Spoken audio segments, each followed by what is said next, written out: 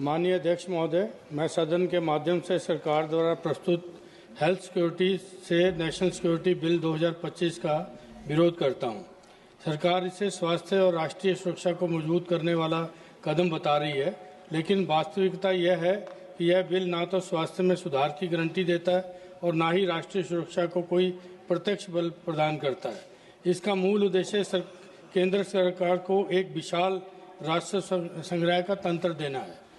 और मैं ये सदन के माध्यम से पूछना चाहता हूँ कि जब पहले ही जो सेस लगे हैं उनका प्रॉपर वहाँ पे नहीं गया, जैसे सीएजी की रिपोर्ट में ये कहा गया है कि हजारों करोड़ के सेस अपने निर्धारित फंड में कभी ट्रांसफर ही नहीं हुए।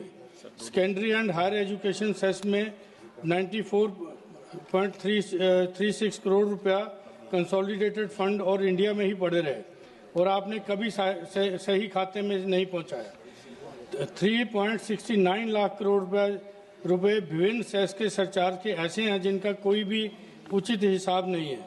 जब पुराना पैसा ही खर्च नहीं हो रहा तो जनता पे एक नया सेस लगाने की जरूरत क्या है।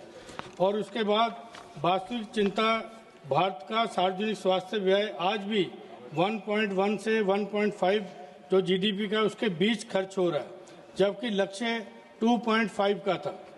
तो लेकिन सरकार इन उपायों को बजाय इस सेस को ही समाधान मान रही है, जबकि अस्पतालों की जरूरत, एम्स की जरूरत है कि वहाँ स्टाफ नहीं है, संसाधन कम है। आप कृपया कंक्लूड कीजिएगा। हेलो